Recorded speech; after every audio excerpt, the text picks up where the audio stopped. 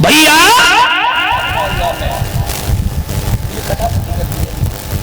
कहने का मतलब है सिंह का जली तो प्रहलाद पहुंच गई आंगन में। हिरणाकुश ने पूछा मेरी बहन कहाँ है? कहने लगे पिताजी तुम्हारी बहन जल करके राख हो गई। उसी समय प्रहलाद को जंजीरों में जकड़ लिया और जंजीरों में जकड़ करके लोहे का एक गर्म खम्भ करवाया। पूछने लगे अब हमें ये बता तेरा भगवान कहाँ है? प्रहलाद बोले पिताजी। प्रहलाद का थोड़ा मन फीका पड़ गया। ये लोहे का गर्म खम्भ है, कहीं ऐसा ना हो कि मैं यहां चल करके राख हो जाऊं। पर मेरा तो भगवान है, जब हर जगह मुझे बचाया। इधर भगवान ने देखा प्रहलाद जो है छोटा सा बच्चा है, कहीं ऐसा ना हो डर जाए, तो एक चींटी का रूप रख लिया। और चींटी का रूप रखने के बाद भगवान उस पर घूमने लगे खम्भ पे। प्रहलाद ने देखा मेरा शरीर तो बहुत बड़ा है। जाकर के प्रहलाद ने खम्भ की जेट भरी। हिरणाकुश ने देखा ये अभागा यहां भी नहीं जल रहा है। जो अंधकार में होता है उसे संसार में कुछ दिखाई नहीं देता है। प्रहलाद तो भगवान के भक्त हैं, मगर हिरणाकुश को अहंकार है और अहंकार को मारने के लिए प्रहलाद ने जैसे ही खम्भ की जेट भरी, भगवान नरसिंह रूप रख लिया। बोलिए नरसिंह भगवान की।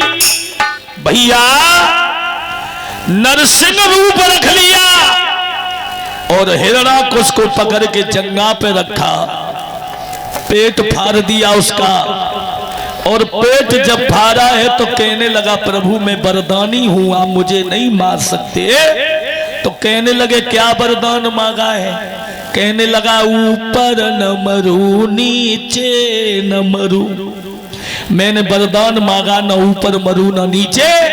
तो भगवान बोले तू ऊपर है न नीचे और मैंने तुझे जंगा पे रख लिया है।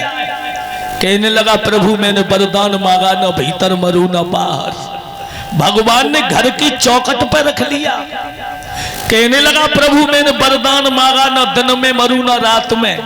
भगवान बोले ओरे अभागे जरा पश्चिम की ओर देख, न दिन है न रात है। सूर्य भगवान अस्त हो चुके थे, संध्या का समय था।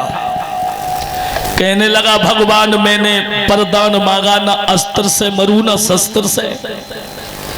ठीक है और कुछ मांगा? कहने लगा प्रभु मैंने वरदान मांगा था, मैंने वरदान मांगा था ना नर से मरू ना पशु से। भगवान बोले मेरी तरफ देखना, नर हूं ना पशु। आधा शरीर मानव का है तो आधा शरीर शेर का है। भैया उसी समय भगवान ने पेट फाड़ दिया। उसने कहा मैंने वरदान मांगा ना जिंदा से मरू ना मुर्दा से। अब भगवान बड़े चक्कर में, भगवान ने अपने हाथों के नाखून इतने बढ़ाए कि तलवार का काम करने लगे। और उसी समय उसका पेट फाड़ करके उसका काम तमाम किया है। यहाँ प्रहलाद थोड़े रोने लगे हैं।